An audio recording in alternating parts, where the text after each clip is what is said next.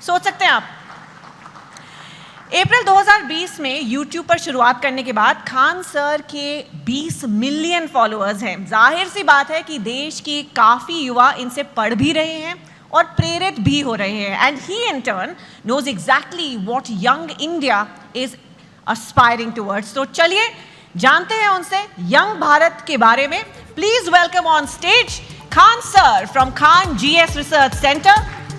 आइए प्लीज हमारे साथ स्टेज पर। And to lead this conversation, please welcome one of India's most read, watched and loved storytellers, Chetan Bhagat. Welcome, Chetan.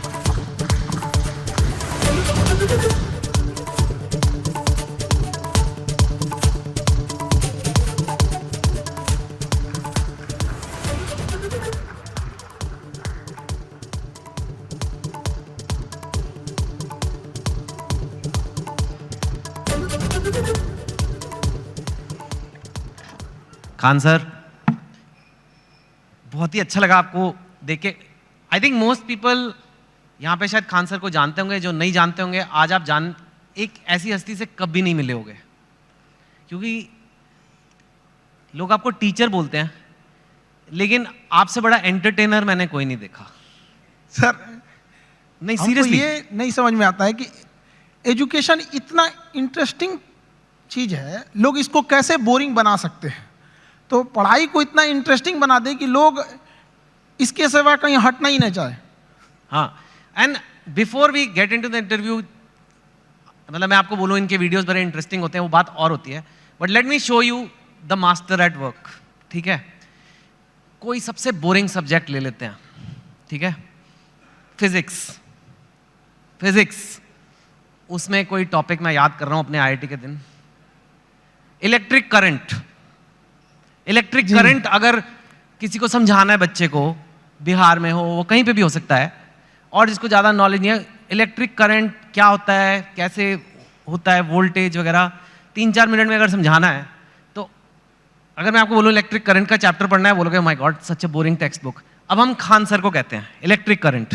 Sir देखिए, हम लोग को जो पढ़ाना होता है तो उसमें एक एक्सपेक्ट ये भी होता है कि लड़कों को एग्जाम में पास करके एग्जैक्ट नंबर भी देना है, तो हमें उस एग्जाम के पॉइंट ऑफ व्यू तक पहुंचने में एक अच्छा खासा टाइम लगता है। लेकिन समस्या क्या आ जाती है कि हमारे सामने बच्चा जो पढ़ के आ रहा है, जो गांव से आ रहा है, तो कई ऐसे गवर्नमेंट स्कूल या फिर ऐसे जगहों से वो पढ़ के आ रहा है कि जिसका स्टैंडर्ड एकदम मतलब हम एवरेज से भी नीचे समझ जाते हैं। तो सबसे पहले तो चैलेंज हो जाता है उसको ऊपर लेके आना वहाँ तक। तो एक इलेक्ट्रिक करंट जैसे आप बोले वहाँ पे, तो लड़के जब शुरू में आते हैं तो उनको ये नहीं समझ में आता कि एम्पियर क्या चीज़ है, वोल्टेज में अंतर क्या नहीं समझ पाते, तो उनको समझाना काफ़ी चैलेंजिंग हो जाता है। तो वही एक छोटा मोटा कि हम लोग ये समझते कि जब हम लोग पढ़ते थे तो हमारे दोस्त हमें अच्छे से समझा देते थे, और वो देहाती भाषा में समझाते थे, और टीचर लोग एक स्टैंडर्ड फॉलो करने लगते थे। तो हमें ऐसा लगता था कि मेरा दोस्त ही ज़्यादा जानकार है लेकिन ऐसा नहीं है कि टीचर के पास नॉलेज रहता था, बट बताते नहीं थे। तो हम लोग के पास जब लड़के आते हैं इलेक्ट्रिक करंट के लिए, तो उसको क्या समझाएगा आदमी कि एक इलेक्ट्रॉन एक छोटा सा पार्टिकल होता है, वो कितनी ज़्यादा आ रहा है, कितना ज़्यादा आ रहा है वो संख्या में दिख रहा है, कितनी भीड़ आ रही है, वो भीड़ उसके लिए एम्पियर हो गई, कितनी भीड़ आ रही है, और किस प्रेशर से भीड़ आ रही है वो उसके लिए वोल्टेज हो गया। अगर 220 वोल्ट है तो उसका प्रेशर अलग, 440 है तो उसका प्रेशर अलग। तो जहां भी हम लोग भीड़ से निकलते हैं तो क्या चीज़ होती है, दो ही चीज़ें होती हैं, भीड़ कितनी है और किस स्पीड से निकल रही है। तो जितनी ज़्यादा में भीड़ है वो उसका एम्पियर हो गया, जिस प्रेशर से निकल रही है वो उसके लिए वोल्टेज हो गया, जितना ज़्यादा होगा वो। तो इससे क्या होता है ना कि लड़के को पहले समझ में आता है कि नहीं वो रिलेट कहाँ करना है, फिर धीरे धीरे तो वो चीज़ें उसको एग्जाम तक तो पहुँच ही जाएगा, लेकिन उसको अपने पास हौसला ना खो दे शुरुआत में ही, इसलिए उसके एक फ्रेंड की तरह पढ़ाना जरूरी होता है। ठीक है, यू सॉ और मैंने तो वो वीडियो देखा है आपका इलेक्ट्रिक करंट का, उसमें तो अभी तो आप फिर भी उसमें और भी हैं कि 440 वॉट का झटका लगा तेरे छूने से। वो एक्चुअली गाना था तो हमने उसी पे कोरिलेट कर दिया, क्योंकि लड़के आजकल ना गाना वाना बड़ा सुनते रहते हैं सब आजकल, तो हमें लगा कि यहीं से इन लोगों को, मतलब हम ये नहीं कहते हैं कि तुम अलग से टाइम निकालो, बट जिस चीज़ों को वो देख रहा है, जिसके सराउंडिंग्स में वो रह रहा है, उसमें हर जगह पढ़ाई छुपी हुई है, हम क्यों ना उसको उसी से कोरिलेट कर दें। टंगस्टन का आपने बताया कि लाल हो जाता है, वो दो लोग लड़ रहे हैं, जरा वो भी बताइए। वो जैसे लड़कों सब आते हैं सब, तो उनको ये समझ में नहीं है, फिजिक्स ना एक तो कुछ ऐसे होते हैं दिमाग में लेके चले आते हैं, भैया ये तो मेरे लिए बना ही नहीं है। ऐसा नहीं है। हमारा कोशिश ये रहता है कि एक मजदूर जो है, अगर मजदूरी करके आ रहा है, उसने पढ़ाई नहीं किया है, फिर भी उसको अगर क्वांटम फिजिक्स समझा दिया जाए, ये होती है टीचिंग वहाँ पे, ताकि आपका बैकग्राउंड से कोई मतलब नहीं हो। हम जो टॉपिक अभी पढ़ रहे हैं यहाँ तक समझ में आए। टंगस्टन जैसे आप बोले थे यहाँ पे, तो लड़कों लोग को प्रॉब्लम हो रहा था, तो हमने बस उन को यही बताया कि जैसे आप लोगों को गुस्सा लगता है, तो अलग अलग तरीके से कोई गुस्सा होता है। कि कोई गुस्सा होगा तो गालियां देने लगता है, कोई एक दो हाथ लगाने लगता है, कोई सरापने लगता है कि तुम्हारा ये हो जाए वो हो जाए वहां पे। उसी तरह मेटल्स की अलग अलग खासियत होती है। टंगस्टन उसमें है, उसको करंट देंगे तो गुस्से से लाल हो जाएगा, इसलिए हीटर में उसको लगाते हैं। ये सॉरी, टंगस्टन देंगे तो चमकने लगता है, इसलिए बल्ब में डाल देते हैं। अलग अलग चीजें, नाइक्रोम होता है, चमक के हीट देने लगता है। तो वही, वो जिस चीज को देखा है उस चीज में उसको अच्छे से समझाया जाए। मैंने आज तक ऐसा टीचर नहीं देखा सर, बट जो आप कर रहे हैं, I can't even tell you आप कितनी बड़ी सेवा कर रहे हैं हमारे देश में। जैसे आपने कहा कि एक मजदूर को भी क्वांटम फिजिक्स समझ आ जानी चाहिए, इतना बड़ा सपना लेना ही कि ये पॉसिबल भी है। क्योंकि मैंने तो जहाँ तक देखा है, एक एलीट क्लास होती है इंडिया में, उसी को इंग्लिश मिलती है, और वो इंग्लिश जिसको मिलती है उसी को एक सर्टन टाइप ऑफ एजुकेशन मिलती है, और फिर वही और आगे बढ़ता जाता है, वही नौकरियाँ ले जाता है, वही टॉप पोजिशंस ले जाता है। आपने उसको तोड़ने की कोशिश किया? हमारे लाइफ का सबसे अच्छा डिसीजन था कि हमने इंग्लिश मीडियम छोड़ के हिंदी मीडियम में आ गए। आपने ये मेरी जिंदगी का सबसे अच्छा डिसीजन था। अगर हम नहीं छोड़े रहते तो कहीं कुछ भी नहीं गए रहते। क्या पढ़ रहे हैं हमें नहीं समझ में। हाँ, जरूर है कि इंग्लिश मीडियम में या फिर जो आजकल के स्टैंडर्ड है उसमें हम जितने पैसे खर्च कर रहे हैं, जितना इंफ्रास्ट्रक्चर कर रहे हैं, तो अगर हम हजारों की भीड़ अगर किसी चीज में लगाएंगे तो एक दो तो सफल होके आएंगे ही आएंगे ना। लेकिन एक ये भी तो देखिए हमने कितने उसमें लगाए और कितना आउटकम आया यहाँ पर। तो हिंदी मीडियम के आप स्कूल में, हमारे यहाँ पे एक स्कूल में हम जब पढ़ रहे थे सरकारी स्कूल में, तो ऊपर से टूट के गिर गया था छत, थोड़ा सा तो फूट गया सर यहाँ पे मेरा। अब बताइए वहाँ के लड़का सबको तो पहले देखना पड़ता है कि मेरा बिल्डिंग कैसा है। तो ये सब भी तो मायने रखता है वहाँ पे। तो ऐसा नहीं है कि उनको जितना हम लोग अगर मोटिवेट करें या अच्छा, एक चीज़ और भी है, लोग सफल होने के बाद ना इंग्लिश को ज़्यादा प्रीफर करने लगते हैं। तो ऐसा लगने लगता है कि इंग्लिश ही है, बहुत बड़ी भाषा ही है। ऐसा नहीं है, भाषा बाधा नहीं होनी चाहिए, खास करके एजुकेशन में। जी हाँ, बिल्कुल। आपका बचपन कैसा था? मैंने सुना है बहुत मतलब पैसे की कमी रही, ये वो, कितनी आपने गरीबी देखी है काफ़ी। मैं जानना चाहता हूँ क्योंकि लोगों को पता लगे कि आपके बैकग्राउंड के लोग भी कितना ऊपर गए हैं, तो इसके लिए ये बताना ज़रूरी है कि आपका बचपन कैसा था। अब गरीबी की हम क्या बोलें, हमने गरीबी को उतने पास से देखा है कि लोग अपनी पत्नी को उतना पास से ना देखे होंगे। लेकिन फिर भी कुछ चीजें थी, दोस्तों ने काफी हेल्प किया। वो अपने पॉकेट खर्च में से कुछ पैसे देते थे ताकि आदमी पढ़ सके यहाँ पे। तो काफी दोस्तों ने भी हेल्प किया यहाँ पर। और धीरे धीरे कुछ टीचर्स भी आए हैं, वो लोग ने भी, पहले कुछ टीचर थे जो मतलब बहुत कम फी में पढ़ाते थे। तो हमें भी ऐसा लगा था कि जैसे हमारे साथ के बहुत सारे लड़के, उनको अच्छी कोचिंग्स मिल गई 10th और 11th के बाद, तो उन लोग काफ़ी अच्छे अच्छे जगह पढ़ने लगे। हम लोग उनको देखते थे तो ऐसा लगता था कि ये जगह हमारे लिए नहीं है, एक अलग सी फील आती थी कि ये मेरे लिए नहीं है यहाँ पर। तो फिर जब हम लोग टीचिंग में आए तो हमने सोचा था कि भाई कोई भी गरीब से गरीब लड़का के लिए वो बड़े से बड़ी शिक्षा ग्रहण करने के लिए सपना देख सकता है और उसका सपना पूरा होगा। Very nice. सुना है कि आपके पास एक बार घर जाने के लिए 90 रुपए की टिकट थी, आपके पास थे नहीं 90 रुपए, 40 रुपए थे, तो इसलिए आप जा ही नहीं पाए घर। कुछ ऐसा भी कुछ हुआ था? वो दिन मेरे ज़िंदगी का सबसे मतलब अजीब सा दिन था, क्योंकि हम जब कोचिंग चालू किए तो हम मेरे दादाजी ने हमसे, जब प्रॉब्लम्स इतनी ज़्यादा आने लगी तो दादाजी ने बताया कि देखो, सपने तो इंसान के बहुत बड़े होते हैं, सपने कभी मतलब ख्वाहिशें ख़त्म भी नहीं होती हैं, लेकिन कुछ ज़रूरतें होती हैं। तो पहले अपनी ज़रूरतों को देख लो, फिर उसके बाद अपने सपनों के लिए आगे बढ़ना। और दादा का रोल बहुत बड़ा होता है ज़िंदगी में। एक पोता के लिए उसकी ज़िंदगी का पहला दोस्त उसका दादा होता है, और एक दादा के लिए उसकी ज़िंदगी का आखिरी दोस्त उसका पोता होता है। तो मेरे दादाजी ने एकदम दोस्त की तरह रहे उन्हें। तो सबसे पहले हमने होम ट्यूशन चालू किया, जहाँ से हम बेसिक चीज़ें निकाल सके। तो पहली बार हमने एक बच्चे को होम ट्यूशन दिया तो उसको 600 रुपये मिले वहाँ से, जिससे कुछ रूम रेंट वगैरह निकल जाए। फिर एक 800 का मिला, ऐसे मिलते मिलते गया। उसके बाद हम एक कोचिंग्स में गए पढ़ाने के लिए। तो वो कोचिंग में शुरुआत में 4-5 लड़के थे, अगले दिन 50-60 हुए, फिर धीरे धीरे बढ़ते गए। एक हफ्ते में पूरा क्लास ही चेंज हो गया। तो हम पढ़ाने लगे, कोचिंग बहुत अच्छे चलने लगी। तो उन लोगों ने कहा कि फीस आपको बढ़ाना पड़ेगा क्योंकि पैसे तो वहीं से आएंगे आप। तो हमने फीस बढ़ाने का विरोध किया, तो उन लोगों ने कहा ऐसे नहीं होगा। तो फिर हम अपने से पढ़ाना चालू कर दिए। तो हमारी कोचिंग में क्या हुआ कि बम चल गया, बम, एक्चुअल बम वहाँ पे धड़ाधड़ गिरने लगा। हम लोग को दिमाग काम नहीं किया वहाँ पे, और क्या किए, सारी चीज़ें तहस नहस हो गई। अब हमको लगा कि अब घर जाना पड़ेगा। और घर जाने के लिए पैसे 90 रुपये चाहिए होते हैं, हमारे पास वही 40-50 रुपये थे, तो हम कहें कि अब घर भी नहीं लौट सकते, यहीं रुकते हैं, शायद कोई रोक रहा है हमें। वाह, तो जहाँ 40-50 रुपए की बात थी, मैंने सुना है कि आपको अभी थोड़े दिन पहले ही किसी एजुकेशन कंपनी ने कहा कि आप हमारे साथ आ जाओ नौकरी, और इनको जॉब ऑफर मिला, यू कैन से, एक तरह से, एंड वो जॉब ऑफर था 107 करोड़ रुपए का। तो यू नो व्हेन, एक वो दिन भी आपने देखे हैं जो 40-50 रुपए नहीं है, घर जाने के दुकान बंद करके, और 100, लेकिन स्वैग देखो, आप मना कर दिया। हमने मना कर दिया है, हमको 140 करोड़ नहीं चाहिए, हमें 140 करोड़ में आप पैसे ले सकते हैं, लेकिन जो स्टूडेंट का प्यार होता है वो कभी नहीं खरीद सकते हैं। जिस दिन मेरे इंस्टीट्यूट पे बम चला था, पुलिस बाद में आई थी, अगल बगल जितने लॉज थे, जब लड़कों को पता चला था तो पूरे लड़के छाप लिए थे सबको, और पूरे ऑर्गेनाइज अगल बगल की कोचिंगें डर के मारे बंद हो गई थी, और हमारी कोचिंग बम लगने के बाद भी नेक्स्ट बैच से एज इट इज चली थी, बाकी बच्चे नीचे खड़े थे। ये 107 करोड़ में कोई नहीं खरीद सकता है। और हम जिस जगह से आए हैं, बिहार से, यहाँ का अलग ही एक स्वैग है, वो तो मुझे पता है। हाँ, हम लोग आए, उसका अलग स्वैग है। हमारे यहाँ किसी का दिल टूटता है तो वो मजनू नहीं बल्कि माझी बन के पहाड़ तोड़ देता है। अरे वाह, हमारे यहाँ उगते, हर जगह उगते सूरज की पूजा की जाती है, हमारे यहाँ डूबते सूरज को भी पूजा किया जाता है। हमारे यहाँ युद्ध से पहले बुद्ध पढ़ा दिया जाता है। तो हम उस जगह से आए हैं जहाँ पे किसी को, अगर किसी को ऐसा लगेगा कि उसको दबा के उसको रास्ते से हटाया जा सकता है, तो नहीं हो सकता है वो। अरे वाह,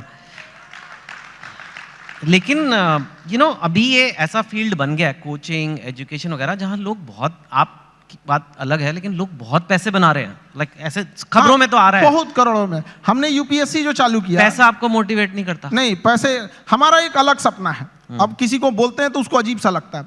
जैसे कोई घर है, अगर वो सड़क से ज्यादा नीचे धंस गया तो टेक्नोलॉजी आ गई है, जैक लगा के उसे उठा देते थे। तो हमें ऐसा लगता है ना कि हमारे इंडिया में भी ना एजुकेशन सिस्टम इतना महंगा हो गया है कि जो जिन लोगों के पास पैसे नहीं थे वो अपने आप को दबा हुआ महसूस करते हैं। तो हमने इंडिया के सबसे बेस्ट टीचरों के साथ अपने साथ जोड़े, और उन लोगों को भी धन्यवाद देते हैं जो जुड़े। और जो फीस यूपीएससी स्पेशली कहते हैं, जो सबसे इंडिया में टॉप एलीट जॉब वही है, उसकी जो फीस 2.5 लाख थी, सेम टीचर के साथ सेम पढ़ाई को हमने 7,500 रुपए में दे दिया। 2.5 लाख से 7,500 में। हाँ, इससे क्या होगा कि हर गरीब लड़का भी पढ़ सकता है। होता क्या था सर कि यूपीएससी निकालने के बाद जो डीएम की कुर्सी पे बैठते थे तो उनका मेंटल लेवल बहुत हाई रहता था, लेकिन जो पब्लिक रहती थी उनका मेंटल लेवल बहुत नीचे रहता था। तो अभी इतनी सस्ती फीस होने की वजह से हर कोई पढ़ेगा, और पढ़ने के बाद जब वो मेंटल लेवल बढ़ेगा तो कुर्सी पे बैठने वाले अधिकारी और सामने की पब्लिक, केवल अंतर रहेगा तो कुर्सी का, बाकी मेंटल लेवल समान रहेगा, कोई शोषण नहीं कर सकता है वहां पे। Very nice. मैं आपसे पूछना चाहूँगा, इनफैक्ट यूथ जो है, आज भारत का यूथ है, कोई एवरेज लड़का है, लड़की है, चाहे बिहार में है, चाहे असम में है, तमिलनाडु में, कहीं भी हो सकती है, वो लाइफ में आगे बढ़ना चाहते हैं, ठीक है, और पढ़ाई एक जरिया है, पर आप उन्हें ओवरऑल क्या मैसेज दोगे? क्या करना चाहिए एक इंडिया के यूथ को जो लाइफ में अपने आप को ऊपर जाना चाहता है, स्पेशली जो हो सकता है हिंदी बोलने वाले बैकग्राउंड से हो, हिंदी मीडियम से हो, ब्लू कॉलर से वाइट कॉलर जाना है, अपनी औकात पार करनी है, जो आपने इतनी ऐसे पार किया कि मतलब 107 करोड़ हो गए नहीं चाहिए, मतलब दैट लेवल तक डेफिनेटली आपके पास लेसन्स हैं बच्चों को देने के लिए, उनको आप क्या बोलोगे? देखिए, आजकल के लड़कों के पास ना डिस्ट्रैक्शन बहुत ज़्यादा हो गया है। वो मोबाइल में घुस रहे हैं तो उधर ही घुसते रह जा रहे हैं, पढ़ रहे हैं, ऊपर से एक नोटिफिकेशन आया व्हाट्सएप, उस पर कोई लिंक खुला, उधर ही के उधर ही रह जा रहे हैं। तो पहली बात कि लड़कों को अपने आप में एकदम श्योर रहना चाहिए कि अगर हमें डिस्ट्रैक्शन से बचना है मोबाइल, तो उसका डिसाइड करो कि भाई हमें अगर 2 घंटे चलाना है तो चलाओ, लेकिन एक फिक्स फ्रेम होना चाहिए कि 2 से 4 चलाएंगे, उसके बाद किसी का कॉल आएगा नहीं उठाएंगे, चाहे कोई भी हो, तो उस टाइम फ्रेम के बाद उनको नहीं होना चाहिए। दूसरा, आजकल और भी कई प्रॉब्लम, लड़कों के अंदर में आइडियाज बहुत है, मुझे ये करना है, सपने बहुत, एम्बिशन, एग्जीक्यूशन नहीं। अरे भैया करो ना, जब करना है तो चालू करो उसको। यहाँ पे तो टाइम टेबल बनाएगा, जिस दिन टेंशन में आएगा ना, टाइम टेबल बनाया, आज हमको पढ़ना है, और रे को साफ करेगा, किताब वगैरह उसमें अच्छे से रखेगा, 2 दिन फॉलो करेगा, उसके 15 दिन बाद कहेगा तरीका, फिर बनाते हैं टाइम टेबल, वो गड़बड़ हो गया था, अब थोड़ा सा अच्छा वाला बनाना है। तो ऐसा नहीं करना चाहिए। सारे लड़कों को अपना स्ट्रेंथ भी देखना चाहिए। अगर सब लड़के एक जैसे नहीं होते हैं, जिस चीज के लायक हैं उसमें तैयारी करना चाहिए। शुरुआत में कहीं पे भी पहले अपना एक गोल सेट कर लेना चाहिए कि हमारी यहां से जरूरतें पूरी हो जाएंगी, अब इसके बाद हमें अपनी ख्वाहिशें पूरी करनी है शुरुआत से।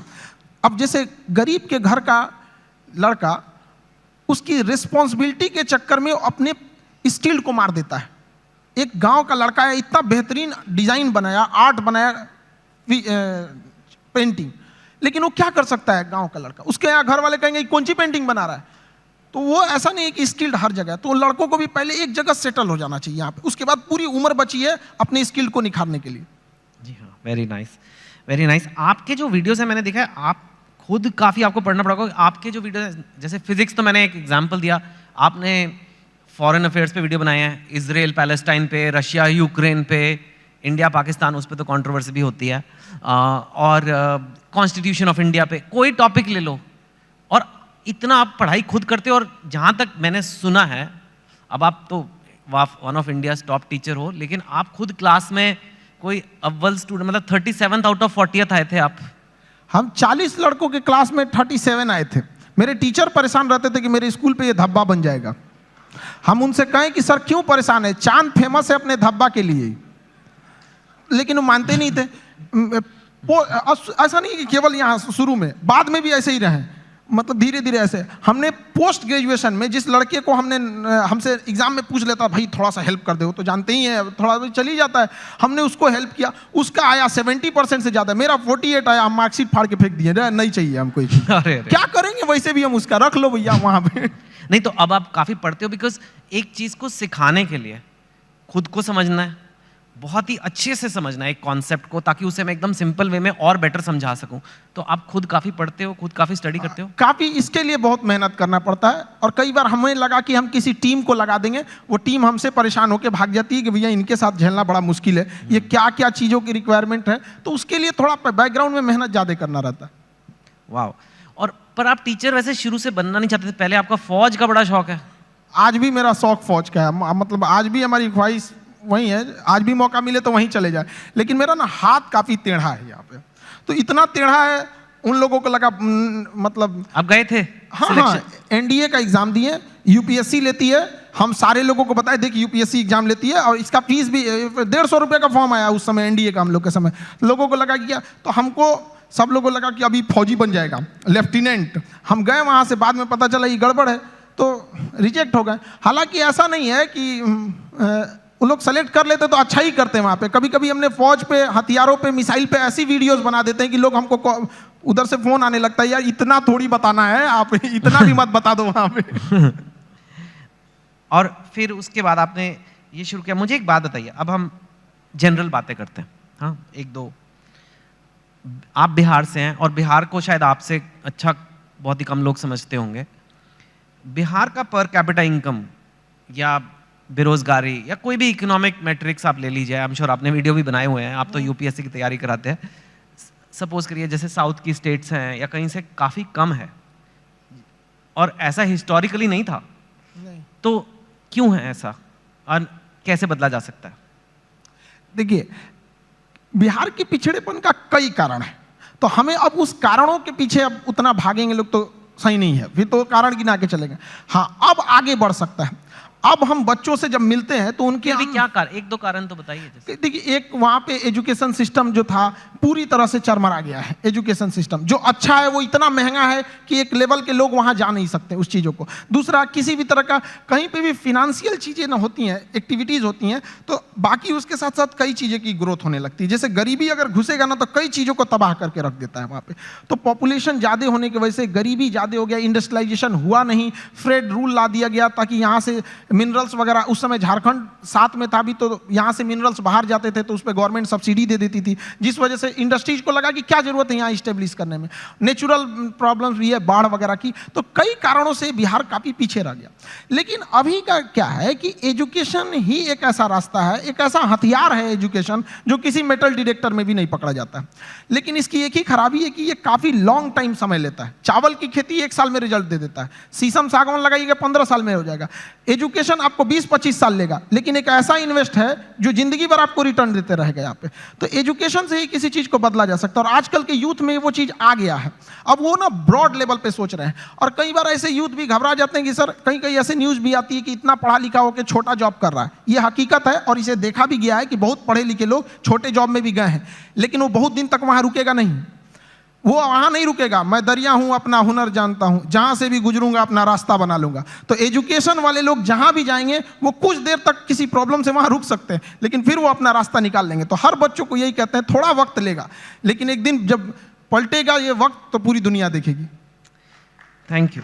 आपको लगता है एजुकेशन, क्वालिटी एजुकेशन है ना, क्वालिटी एजुकेशन कम प्राइस में दी जा सकती है? बिकॉज एक्चुअली आप एक्सेप्शन है इन, मतलब जैसे फॉर एग्जांपल मेडिकल की सीट ले लीजिए या एमडी की सीट, मैंने सुना है 1-1 करोड़ रुपया, मतलब फॉरेन जाके मेडिसिन करना ज़्यादा सस्ता हो गया इंडिया से। ऐसे भी हैं कि करोड़ रुपए में डिग्रियां हैं। वो कहते हैं कि भाई हमें अच्छी एजुकेशन देनी है तो भाई लगेंगे पैसे, अब कैसे करें, कैंपस बनाना है, इंफ्रास्ट्रक्चर बनाना है, ये बनाना है, वो फैकल्टी लेनी है। आप कह रहे हो कि लो कॉस्ट एजुकेशन भी अच्छी क्वालिटी की दी जा सकती है? बिल्कुल दी जा सकती है, और हमने किया भी है। अगर किसी चीज़, किसी लड़कों से हम यही कहते हैं कि अगर आपको इंडिया के किसी बेस्ट टीचर को ढूंढना है तो 2 तरीके हैं, या तो आप सर्च कीजिए who is best teacher for UPSC, या तो आप खान ग्लोबल स्टडीज पे आके चेक कर लीजिए यहाँ कौन पढ़ा रहा है, तो दोनों में रिजल्ट सेम ही आने वाला है यहाँ पे। अब जैसे आप कह रहे हैं कि एजुकेशन को चेंज किया जा सकता है, गवर्नमेंट किसी चीज़ को लेकर पकड़ के बैठ गई है, मेडिकल कॉलेज के इतने नॉर्म्स है, यूनिवर्सिटीज़ के इतने नॉर्म्स है। हम चाहते हैं कि हम लोग के पास जैसे एजुकेशन सिस्टम में कुछ सुधार होना चाहिए। एजुकेशन एक अलग चीज़ है, स्किल एक अलग चीज़ है। आप यहाँ पे बैठे हैं ड्यू टू योर स्किल, वरना सवाल तो कोई भी पूछ सकता है। तो एज इट इज़ महत्व देना चाहिए एग्जाम में कि अगर 500 का एग्जाम है किसी एकेडमिक चीज़ों की, तो उसमें 250 एजुकेशन होना चाहिए और 250 उसमें स्किल होना चाहिए। हम लोग किस पे भाग रहे हैं? एजुकेशन पे, स्किल्ड पे नहीं भाग रहे हैं। एजुकेशन, स्किल्ड, एक्सपीरियंस, ये 3 चीज चाहिए सबको सक्सेस होने के लिए। हम लोग को अगर गवर्नमेंट दे दे कि भैया एक यूनिवर्सिटी आप खोलो, हम बताते हैं कि अगर हम लोग को एक परमिशन दे दे तो बाकी यूनिवर्सिटियों को प्रॉब्लम हो जाएगी, लोग उंगली उठाने लगेंगे, देखिए 4 दिन हुआ यूनिवर्सिटी खोले, कैसे होता है चीज। करेक्ट। लेकिन गवर्नमेंट इतने रूल्स बना के रखी है कि जिन्हों चेंज करना है वो आने में इतना पेपर वर्क देख के परेशान हो जाएंगे। आधार कार्ड में नाम सुधरवाने में हालत खराब हो जाता है, यूनिवर्सिटी तो बहुत बड़ी चीज है। That's true. आप कंपेटिटिव एग्जाम्स के लिए बच्चों को पढ़ाते हो, जो एक इंडिया में बहुत बड़ी नीड है, लेकिन कई बार कंपेटिटिव एग्जाम्स की वजह से बच्चे बहुत गलत कदम भी उठा लेते हैं। कोटा में आपने सुना होगा, कई लोग अपनी जान पे, मैं बोलना नहीं चाहता, लेकिन आपको पता है क्या क्या कदम उठाते हैं। और इतना ज़्यादा, अगर कुछ बच्चे ऐसा कर रहे हैं तो कितने ज़्यादा बच्चों में स्ट्रेस होगा, प्रेशर होगा, आप भी वो देखते हैं बच्चों में। और जो पेरेंट्स ये देख रहे हैं टीवी पे या यहाँ पे, उनको क्या कहेंगे कि कैसे उस चीज़ को हैंडल करना है? क्योंकि इंडिया में कंपटीशन का लेवल कुछ ज़्यादा ही है। मैंने सुना है कि एक पोस्ट के लिए, एक जॉब के लिए मतलब कितने लोग हैं। सो कैसे एक आदमी अपना मेंटल हेल्थ या कहें उसे अच्छा रखे? देखिए, बच्चों में एक चीज़ हम ये कहेंगे कि अगल बगल के एक्सपेक्टेशंस को वो देख लेता है और घबरा जाता है। वो अपनी माँ की बातों को सुने। जब हम फेल होते थे ना, तो मेरी मम्मी हौसला बढ़ाती रहती थी, कहती थी दुनिया तुम बहुत आगे जाएगा। हम कहते थे टीचर लोग कहते हैं कि तुम धब्बा हो, तो उनका कहना था टीचर लोग क्या जानेंगे तुमको, हम तुमको ज़्यादा जानते हैं, पूरी दुनिया की तुलना में हम तुमको 9 महीना पहले से जानते हैं, तो हमसे बेहतर तुम्हें कोई नहीं जानेगा। यहाँ पे स्टूडेंट को भी कहते हैं एक बार अपनी माँ बाप को देखो, तुम हीरा हो, तुम्हें कोई नहीं बदल सकता है। अपने दुनिया के दबाव में नहीं आना चाहिए। जिस पे यह जग हंसा है उसने इतिहास रचा है। वहाँ पे क्या हो गया ना, इतने बर्डन डाल दिए गए हैं, उनको लगता है कि आईआईटी बहुत, या फिर आप एम्स हो गया, आईएम हो गया। ऐसा नहीं है, यहाँ अच्छे लड़के गए हैं जिन्होंने आईआईटी को अच्छा बनाया है। वरना आईआईटी बिना एग्जाम लिए और डायरेक्ट सिलेक्शन दे के दिखा दे, फिर देखे वो मेंटेन कर पाएगा? नहीं, वो एग्जाम लेके अच्छे लड़कों को ही सेलेक्ट करके लाती है यहाँ पे। तो लड़कों को भी मेहनत करते रहना चाहिए और कभी सुसाइड वगैरह पे नहीं सोचना चाहिए। हो सकता है कि जिनको लगता है कि मेरा एग्जाम नहीं हो पाया, आगे जाने के बाद उनकी कंपनी में एग्जाम पास करने वाला एम्प्लॉय बन जाए। सही बात है, नाइस। आर्टिफिशियल इंटेलिजेंस की आजकल बड़ी खबरें आ रही है। एक ये चैट जीपीटी आ गया है, आपने देखा ही होगा। कई लोगों को खतरा हो रहा है कि अब तो इतने बढ़िया कंप्यूटर हो जाएंगे, इतने बढ़िया ये आर्टिफिशियल इंटेलिजेंस हो जाएगा कि वही आंसर लिख देगा, वही सब कुछ कर देगा, मतलब नौकरियां सारी गायब हो जाएंगी। आप आर्टिफिशियल इंटेलिजेंस को कैसे देखते हैं, और आपको लगता है कि ऐसा कुछ? आर्टिफिशियल इंटेलिजेंस ह्यूमन इंटरवेंशन को थोड़ा कम कर देता है, लेकिन ये मिथ है कि आने के बाद काम खत्म कर देगा। इंडिया में जब कंप्यूटर आ रहा था तो लोगों को यही लगा था कि पूरी लोगों का काम खत्म कर देगा। ये उसी का एडवांस वर्जन है। ऐसा नहीं है कि लोगों का काम खत्म, आप उस समय एक नए नीड्स होंगी, नई ज़रूरतें होंगी, उस पर इंसान शिफ्ट हो जाएगा। कभी ये खत्म नहीं होगा। आर्टिफिशियल इंटेलिजेंस का दुरुपयोग बहुत हो सकता है, इससे बचना चाहिए। गवर्नमेंट को आर्टिफिशियल इंटेलिजेंस से मिसयूज को रोकने के लिए एक हार्ड कदम उठाने चाहिए। भारत में आईटी रूल्स उतने मतलब स्ट्रिक्ट नहीं हैं, ज़्यादा वक्त बचा नहीं है, लेकिन आप काम ही करते रहते हो, सारा टाइम काम करते रहते हो। हमको तो बस पढ़ाना रहता है, पढ़ा के हटे फिर उसके बाद खाली बैठते तो सोचते हैं कि और कौन से टॉपिक पर, इस टॉपिक को हमने इस बैच में ऐसे पढ़ाया, अगली बैच में इसको और अच्छे से कैसे समझा सकते हैं। आप इतने सारे बच्चों का सोचते रहते हो, कभी ये नहीं सोचते आपके अपने बच्चे होंगे? प्यार व्यार हुआ है आपको कभी? दिल, आप इतने एग्जाम्पल देते हो मजनू वाले अपने टॉक्स में, मैंने देखा है मजनू 400 वोल्ट का झटका, पता नहीं कितना। हाँ, तो आपका कभी दिल, या आप सिंगल हैं, मैरिड हैं, मतलब क्या? क्योंकि ये आता है कई बार लोग, अब आप इतनी हस्ती बन चुके हो कि लोग ये सब सवाल पूछते हैं सर। नहीं देखिए, ये सब चीज़ हम सिंगल, ये सब ये लोग तो घर वाले डिसाइड करेंगे, उन लोग का गृह मंत्रालय का ये काम होता है, ये मम्मी पापा का काम है आज चीज़ों को। आजकल के लड़कों को बस ये कहेंगे, ये सब डिस्ट्रैक्शन से उन लोगों को बचना चाहिए यहाँ पर। और रही बात हमारा, तो हमको मेन काम रहता है लड़कों के बारे में ही सोचते रहे, स्टूडेंट को कैसे समझाया जा सकता है। अपने ही पानी में घुल जाना ही बर्फ का मुकद्दर होता है, तो हम लोग बच्चों के लिए और उनकी बेहतर कैसे किया जा सकता है, इसी पे ज़्यादा ध्यान रहता है। फिर भी थोड़ा तो मतलब अपने लिए भी वक्त निकालिए कुछ। You are one of India's most eligible bachelors now, आपको पता नहीं बात? वक्त मिलेगा तो वक्त निकाल लेंगे।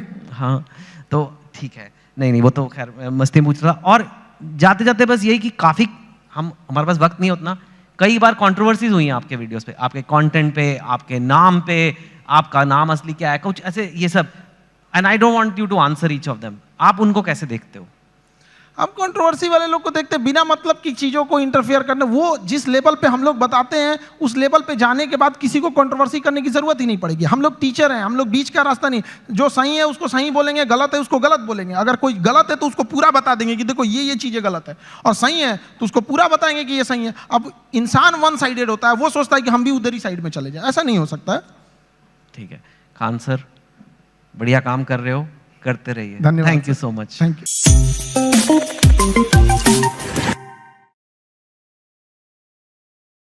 Of course, that depends on, the class that the person is teaching and the subject that they are teaching.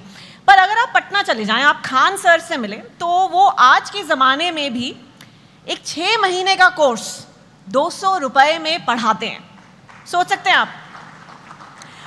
अप्रैल 2020 में YouTube पर शुरुआत करने के बाद खान सर के 20 मिलियन फॉलोअर्स हैं। जाहिर सी बात है कि देश के काफ़ी युवा इनसे पढ़ भी रहे हैं और प्रेरित भी हो रहे हैं। And he in turn knows exactly what young India is aspiring towards. तो चलिए जानते हैं उनसे यंग भारत के बारे में।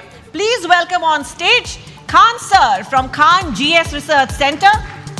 आइए प्लीज हमारे साथ स्टेज पर।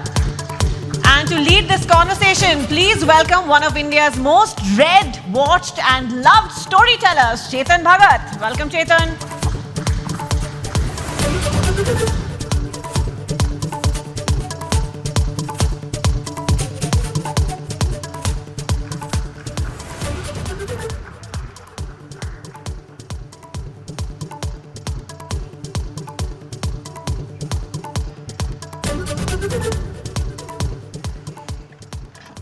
खान सर, बहुत ही अच्छा लगा आपको देख के। आई थिंक मोस्ट पीपल यहाँ पे शायद खान सर को जानते होंगे, जो नहीं जानते होंगे आज आप एक ऐसी हस्ती से कभी नहीं मिले होंगे, क्योंकि लोग आपको टीचर बोलते हैं, लेकिन आपसे बड़ा एंटरटेनर मैंने कोई नहीं देखा सर। नहीं सीरियसली, ये नहीं समझ में आता है कि एजुकेशन इतना इंटरेस्टिंग चीज है, लोग इसको कैसे बोरिंग बना सकते हैं। तो पढ़ाई को इतना इंटरेस्टिंग बना दे कि लोग इसके सिवा कहीं हटना ही नहीं चाहे।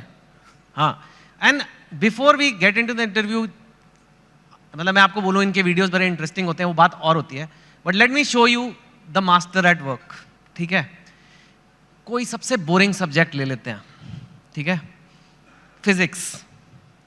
फिजिक्स, उसमें कोई टॉपिक मैं याद कर रहा हूँ अपने IIT के दिन, इलेक्ट्रिक करंट अगर किसी को समझाना है बच्चे को, बिहार में हो, वो कहीं पे भी हो सकता है, और जिसको ज़्यादा नॉलेज नहीं है, इलेक्ट्रिक करंट क्या होता है, कैसे होता है, वोल्टेज वगैरह 3-4 मिनट में अगर समझाना है, तो अगर मैं आपको बोलूँ इलेक्ट्रिक करंट का चैप्टर पढ़ना है, बोलोगे my God such A boring text book. अब हम खान सर को कहते हैं इलेक्ट्रिक करंट। सर देखिए, हम लोग को जो पढ़ाना होता है तो उसमें एक एक्सपेक्ट ये भी होता है कि लड़कों को एग्जाम में पास करके एग्जैक्ट नंबर भी देना है। तो हमें उस एग्ज़ाम के पॉइंट ऑफ व्यू तक पहुंचने में एक अच्छा खासा टाइम लगता है। लेकिन समस्या क्या आ जाती है कि हमारे सामने बच्चा जो पढ़ के आ रहा है, जो गांव से आ रहा है, तो कई ऐसे गवर्नमेंट स्कूल या फिर ऐसे जगहों से वो पढ़ के आ रहा है कि जिसका स्टैंडर्ड एकदम मतलब हम एवरेज से भी नीचे समझ जाते हैं। तो सबसे पहले तो चैलेंज हो जाता है उसको ऊपर लेके आना वहाँ तक। तो एक इलेक्ट्रिक करंट जैसे आप बोले वहाँ पे, तो लड़के जब शुरू में आते हैं तो उनको ये नहीं समझ में आता कि एम्पियर क्या चीज़ है, वोल्टेज में अंतर क्या नहीं समझ पाते, तो उनको समझाना काफ़ी चैलेंजिंग हो जाता है। तो वही एक छोटा मोटा कि हम लोग ये समझते कि जब हम लोग पढ़ते थे तो हमारे दोस्त हमें अच्छे से समझा देते थे और वो देहाती भाषा में समझाते थे और टीचर लोग एक स्टैंडर्ड फॉलो करने लगते थे। तो हमें ऐसा लगता था कि मेरा दोस्त ही ज़्यादा जानकार है लेकिन ऐसा नहीं है कि टीचर के पास नॉलेज रहता था, बट बताते नहीं थे।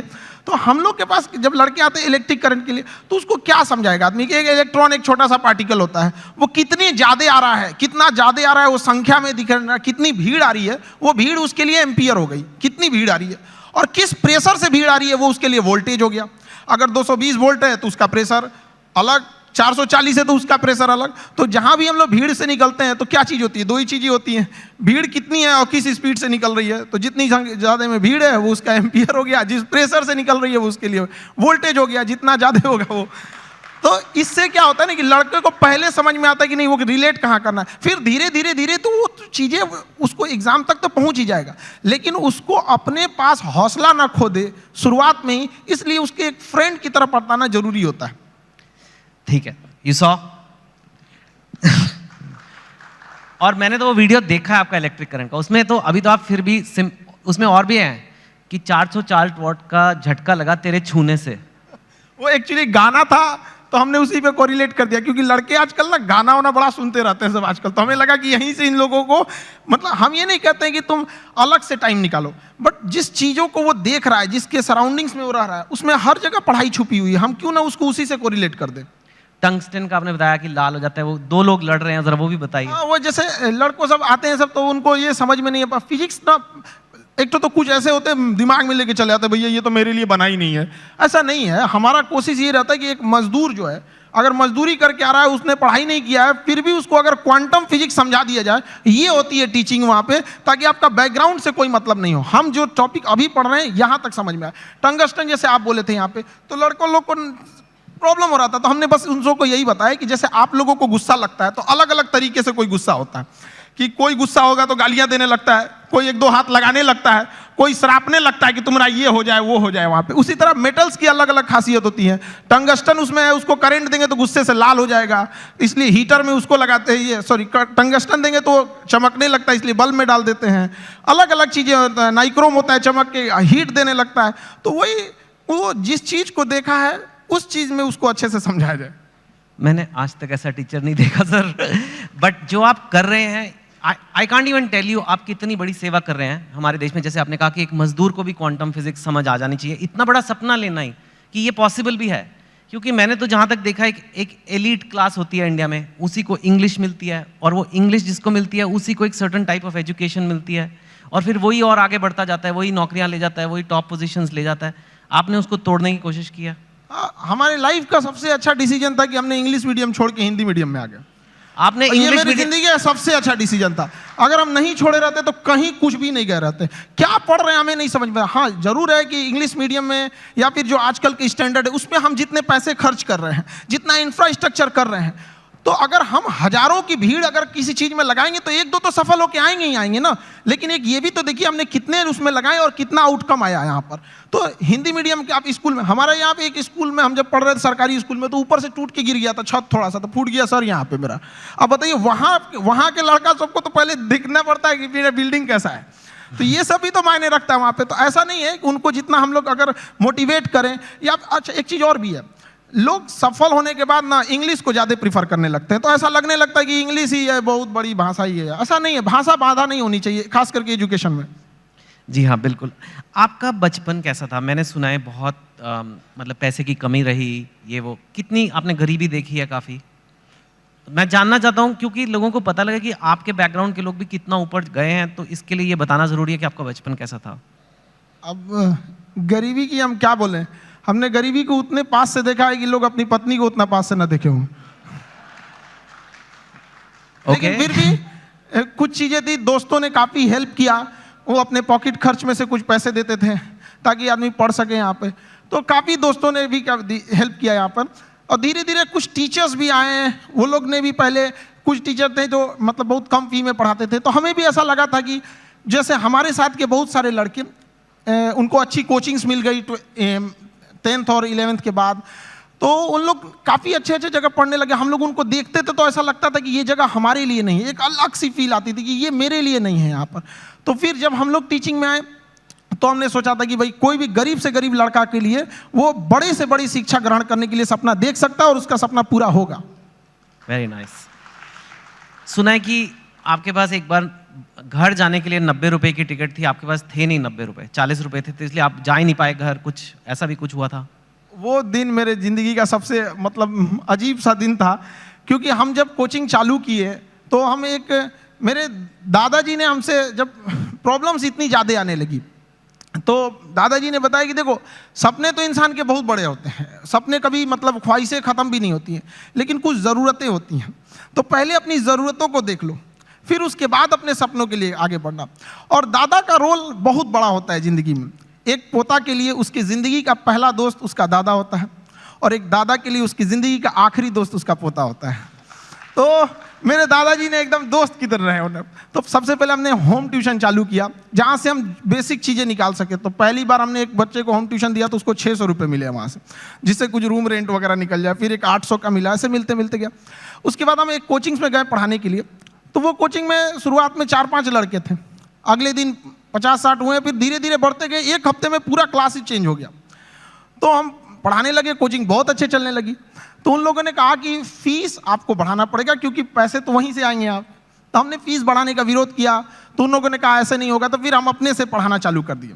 तो हमारी कोचिंग में क्या हुआ कि बम चल गया, बम, एक्चुअल बम वहाँ पे धड़ाधड़ गिरने लगा। हम लोग को दिमाग काम नहीं किया वहाँ पे, और क्या किए, सारी चीज़ें तहस नहस हो गई। अब हमको लगा कि अब घर जाना पड़ेगा, और घर जाने के लिए पैसे 90 रुपये चाहिए होते हैं, हमारे पास वही 40-50 रुपये थे। तो हम कहें कि अब घर भी नहीं लौट सकते, यहीं रुकते हैं, शायद कोई रोक रहा है हमें।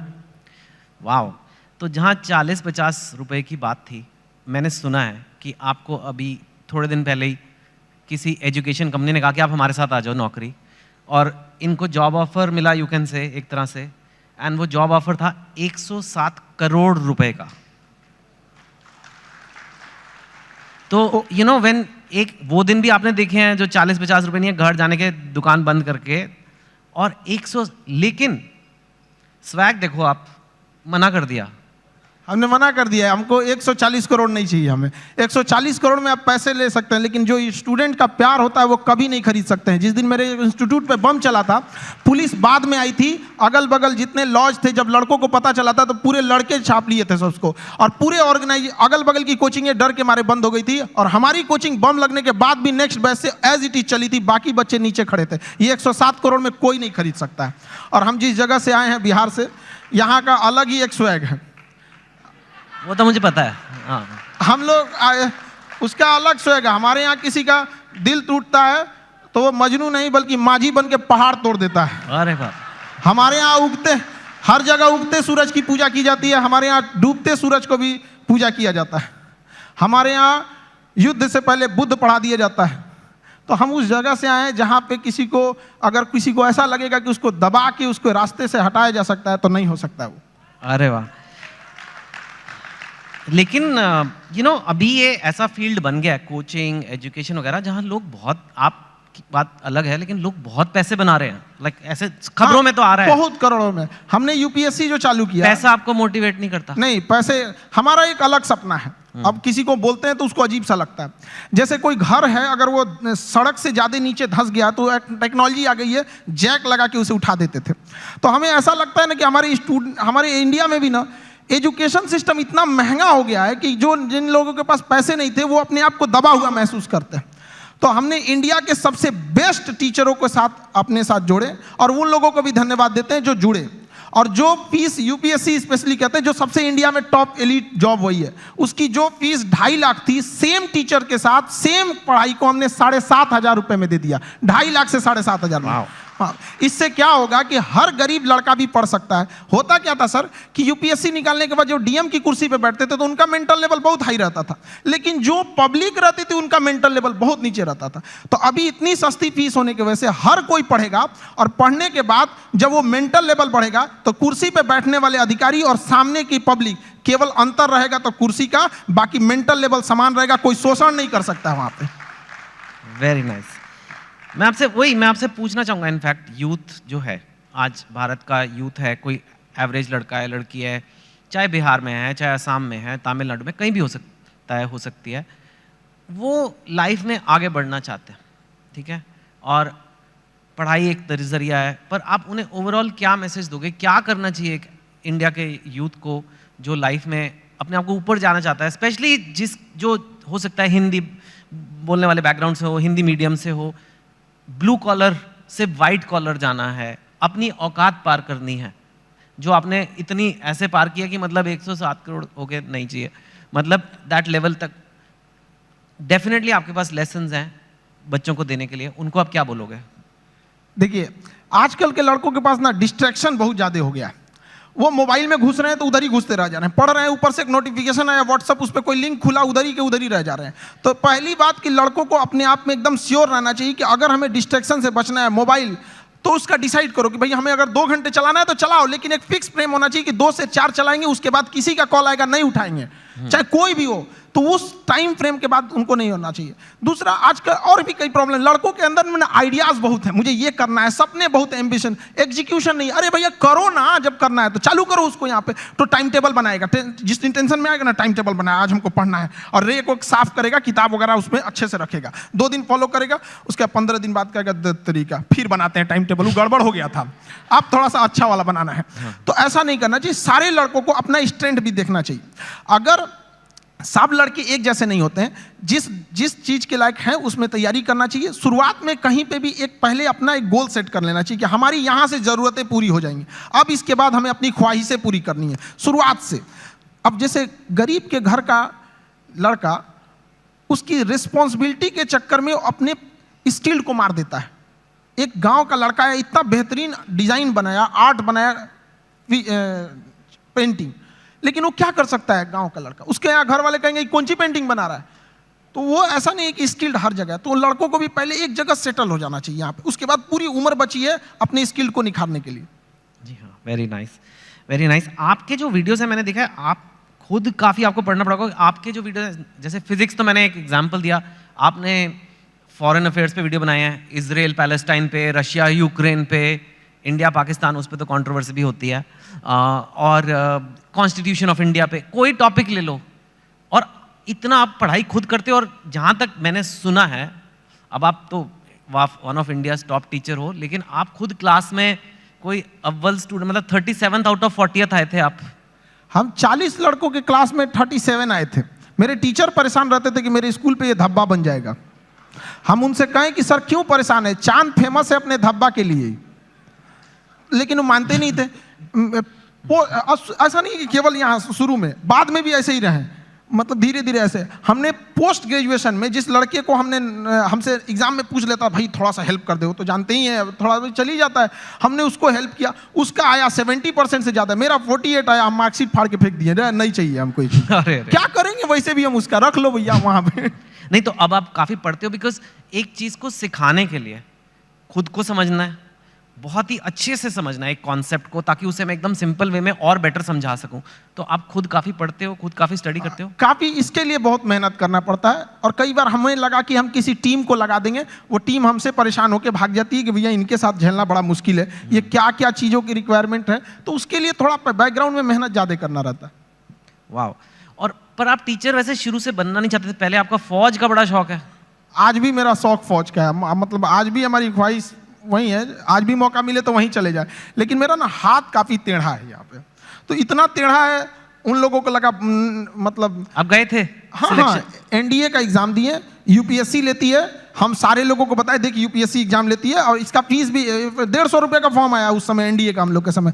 लोगों को लगा कि क्या, तो हमको सब लोगों को लगा कि अभी फौजी बन जाएगा, लेफ्टिनेंट। हम गए वहाँ से, बाद में पता चला ये गड़बड़ है, तो रिजेक्ट हो गए। हालांकि ऐसा नहीं है कि वो लोग सेलेक्ट कर लेते तो अच्छा ही करते हैं वहाँ पे। कभी कभी हमने फौज पे, हथियारों पे, मिसाइल पे ऐसी वीडियोस बना देते हैं कि लोग हमको उधर से फोन आने लगता है, यार इतना थोड़ी बताना है, आप इतना भी मत बता दो वहाँ पे। और फिर उसके बाद आपने ये शुरू किया। मुझे एक बात बताइए, अब हम जनरल बातें करते हैं, हाँ एक दो। आप बिहार से हैं और बिहार को शायद आपसे अच्छा बहुत ही कम लोग समझते होंगे। बिहार का पर कैपिटा इनकम या बेरोजगारी या कोई भी इकोनॉमिक मैट्रिक्स आप ले लीजिए, आई एम श्योर आपने वीडियो भी बनाए हुए हैं, आप तो यूपीएससी की तैयारी कराते हैं। सपोज करिए जैसे साउथ की स्टेट्स हैं या कहीं से काफ़ी कम है, और ऐसा हिस्टोरिकली नहीं था, तो क्यों है ऐसा और कैसे बदला जा सकता है? देखिए, बिहार के पिछड़ेपन का कई कारण है, तो हमें अब उस कारणों के पीछे अब उतना भागेंगे लोग तो सही नहीं है, फिर तो कारण गिना के चलेंगे। हाँ, अब आगे बढ़ सकता है। अब हम बच्चों से जब मिलते हैं तो उनके क्या कारण, एक दो कारण तो बताइए। जैसे देखिए, एक वहाँ पे एजुकेशन सिस्टम जो था पूरी तरह से चरमरा गया है। एजुकेशन सिस्टम जो अच्छा है वो इतना महंगा है कि एक लेवल के लोग वहाँ जा नहीं सकते उस चीज़ों को। दूसरा, किसी भी तरह का कहीं पे भी फिनेंशियल चीज़ें ना होती हैं, एक्टिविटीज़ होती हैं, तो बाकी उसके साथ साथ कई चीज़ें की ग्रोथ होने लगती है। जैसे गरीबी अगर घुसेगा ना तो कई चीज़ों को तबाह करके रख देता है वहाँ पे।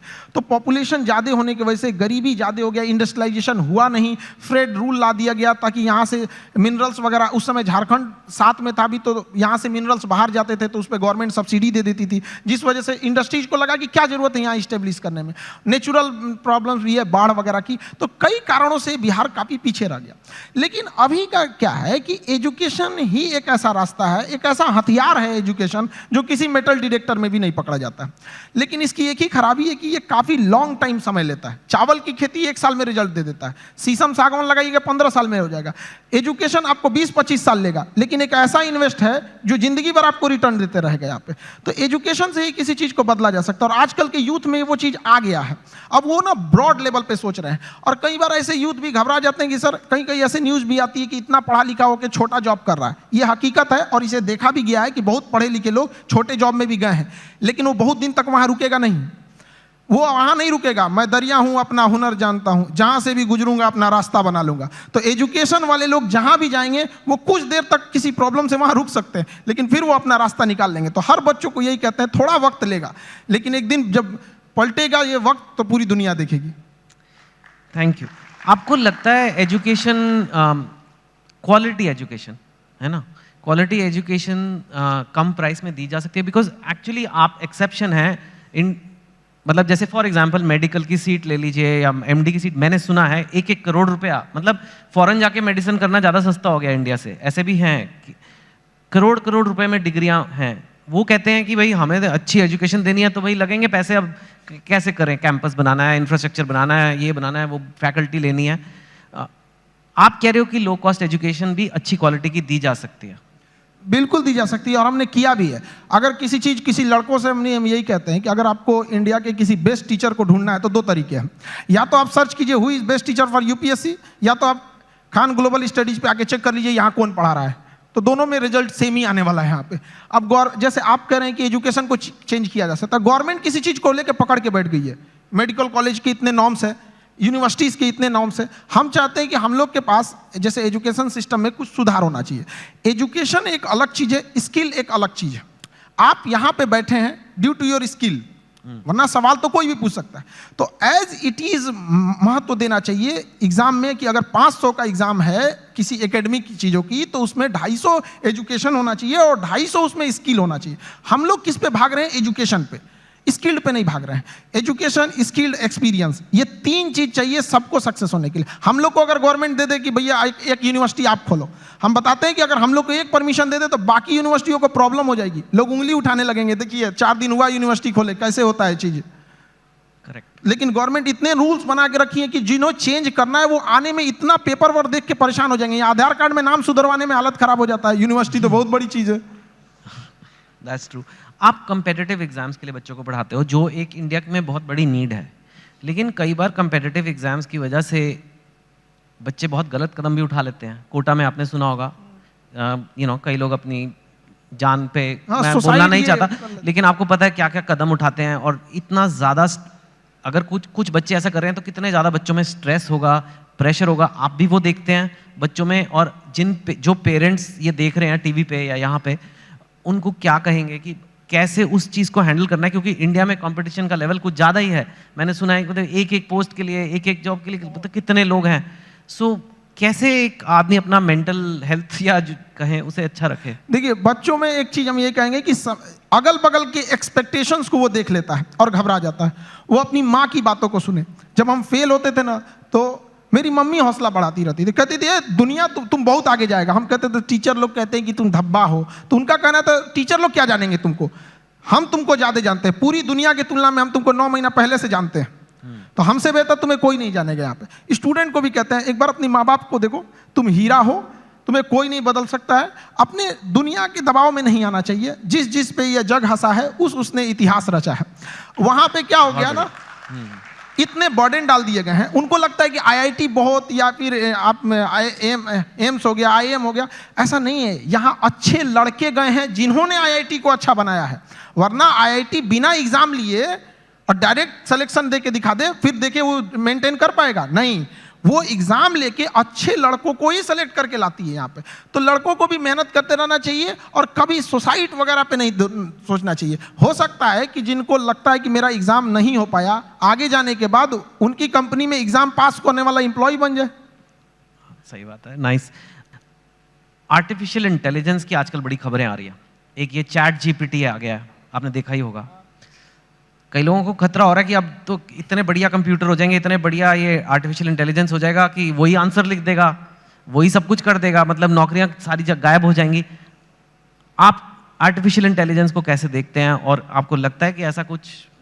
आर्टिफिशियल इंटेलिजेंस ह्यूमन इंटरवेंशन को थोड़ा कम कर देता है, लेकिन ये मिथ है कि आने के बाद काम खत्म कर देगा। इंडिया में जब कंप्यूटर आ रहा था तो लोगों को यही लगा था कि पूरी लोगों का काम खत्म कर देगा। ये उसी का एडवांस वर्जन है। ऐसा नहीं है कि लोगों का काम खत्म। आप उस समय एक नए नीड्स होंगी, नई ज़रूरतें होंगी, उस पर इंसान शिफ्ट हो जाएगा। कभी ये खत्म नहीं होगा। आर्टिफिशियल इंटेलिजेंस का दुरुपयोग बहुत हो सकता है, इससे बचना चाहिए। गवर्नमेंट को आर्टिफिशियल इंटेलिजेंस से मिसयूज को रोकने के लिए एक हार्ड कदम उठाने चाहिए। भारत में आईटी रूल्स उतने मतलब स्ट्रिक्ट नहीं है। ज़्यादा वक्त बचा नहीं है, लेकिन आप काम ही करते रहते हो, सारा टाइम काम करते रहते हो। हमको तो बस पढ़ाना रहता है, पढ़ा के हटे, फिर उसके बाद खाली बैठते तो सोचते हैं कि और कौन से टॉपिक पर, इस टॉपिक को हमने इस बैच में ऐसे पढ़ाया, अगली बैच में इसको और अच्छे से कैसे समझा सकते हैं। आप इतने सारे बच्चों का सोचते रहते हो, कभी ये नहीं सोचते आपके अपने बच्चे होंगे? प्यार व्यार हुआ है आपको कभी? दिल, आप इतने एग्जाम्पल देते हो मजनू वाले अपने टॉक्स में, मैंने देखा है मजनू, 400 वोल्ट का झटका, पता नहीं कितना। हाँ, तो आपका कभी दिल, या आप सिंगल हैं, मैरिड हैं, मतलब क्या? क्योंकि ये आता है कई बार लोग, अब आप इतनी हस्ती बन चुके हो कि लोग ये सब सवाल पूछते हैं। सर नहीं, देखिए ये सब चीज़ें हम सिंगल, ये सब ये लोग तो घर वाले डिसाइड करेंगे। उन लोग का गृह मंत्रालय का ये काम होता है, ये मम्मी पापा का काम है इस चीज़ों को। आजकल के लड़कों को बस ये कहेंगे, ये सब डिस्ट्रैक्शन से उन लोगों को बचना चाहिए यहाँ पर। और रही बात हमारा, तो हमको मेन काम रहता है लड़कों के बारे में ही सोचते रहे, स्टूडेंट को कैसे समझाया जा सकता है। अपने ही पानी में घुल जाना ही बर्फ का मुकद्दर होता है। तो हम लोग बच्चों के लिए और उनकी बेहतर कैसे किया जा सकता है, इसी पे ज़्यादा ध्यान रहता है। फिर भी थोड़ा तो मतलब अपने लिए भी वक्त निकालिए कुछ। You are one of India's most eligible bachelors now, आपको पता है ना ये बात? वक्त मिलेगा तो वक्त निकाल लेंगे।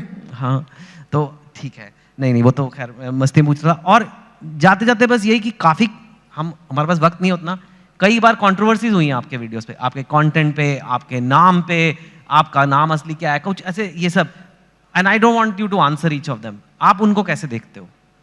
हम कंट्रोवर्सी वाले लोग को देखते हैं, बिना मतलब की चीज़ों को इंटरफेयर करने। वो जिस लेवल पे हम लोग बताते हैं, उस लेवल पे जाने के बाद किसी को कंट्रोवर्सी करने की जरूरत ही नहीं पड़ेगी। हम लोग टीचर हैं, हम लोग बीच का रास्ता नहीं। जो सही है उसको सही बोलेंगे, गलत है उसको गलत बोलेंगे। अगर कोई गलत है तो उसको पूरा बता देंगे कि देखो ये चीज़ें गलत है, और सही है तो उसको पूरा बताएंगे कि ये सही है। अब इंसान वन साइडेड होता है, वो सोचता है कि हम भी उधर ही साइड में चले जाए। ऐसा नहीं हो सकता है।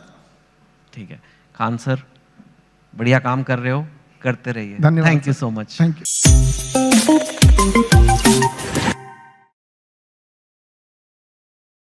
Of course, that depends on, you know, the class that the person is teaching and the subject that they are teaching. पर अगर आप पटना चले जाएं, आप खान सर से मिलें, तो वो आज के ज़माने में भी एक 6 महीने का कोर्स 200 रुपए में पढ़ाते हैं। सोच सकते हैं आप।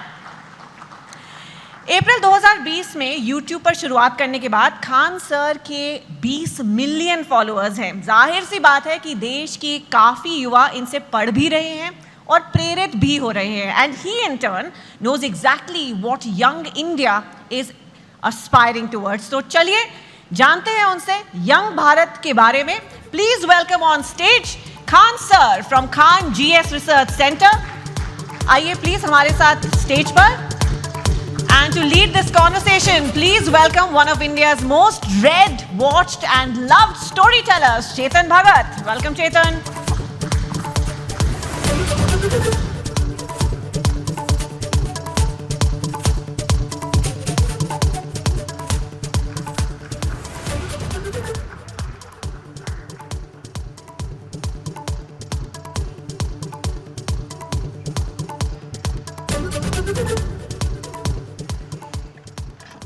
खान सर, बहुत ही अच्छा लगा आपको देख के। I think